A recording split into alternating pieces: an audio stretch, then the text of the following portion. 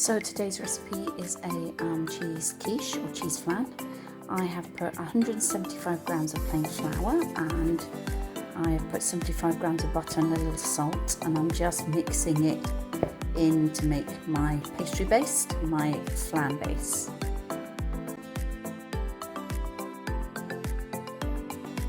So I've just added a little water, just literally a couple of teaspoons full, and form that into a dough.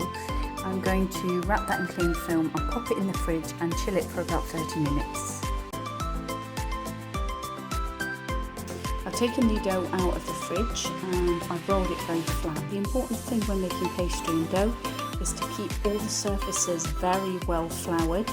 You need to keep the dough cool so it doesn't stick, and you need to keep everything nice and floured. So I've rolled that out nice, and I have already prepared my tin with non-stick paper, a little bit of butter there, and so I'm just going to line this.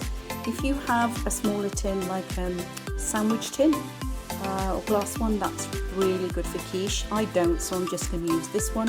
It's a little bit thick, but it'll be fine. So I have lined my tin with a pastry. I've trimmed it up. It's a little bit rough around the edges, but I quite like it. It's a little bit rustic. I do like my food that way. And now I am going to blind bake. And for those of you that don't know about blind baking, let me just put the contents in and then I'll show you.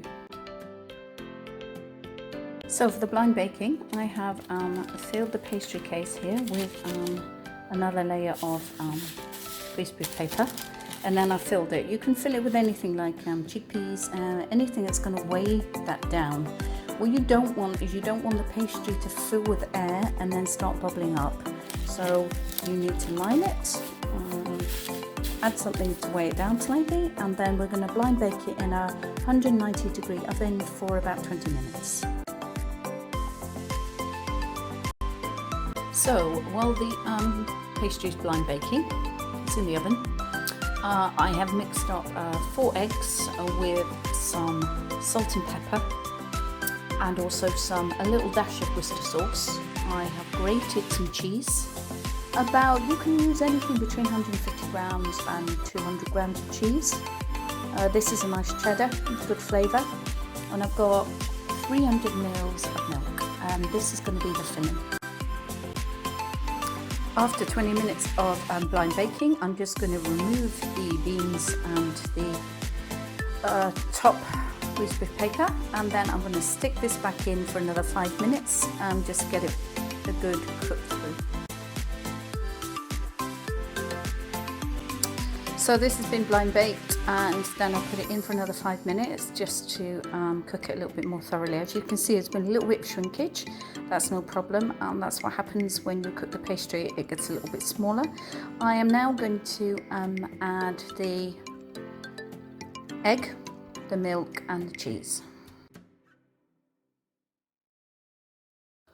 So now your flan case is full. I've just added a nice sprig of rosemary, had a bit of fresh rosemary and some pepper on top. It's very important not to overfill the pastry case. Don't go over the edges, otherwise it will pour and leak into your tray. Now I'm going to turn the oven down to about gas mark 3, which is about 160 degrees C, and then cook this for about 30 to 40 minutes until it's nice and brown on top. It should rise, the egg should rise up a bit like an omelette does when you're cooking it, and then when you take it out it will shrink back again, but 30 or 40 minutes until it's firm on top.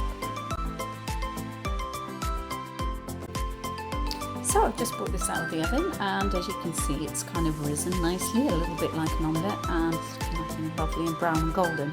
It took me a little bit longer to cook than expected.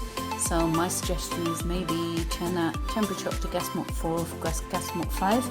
It'll cook a bit quicker and it still should not burn the pastry around the edges.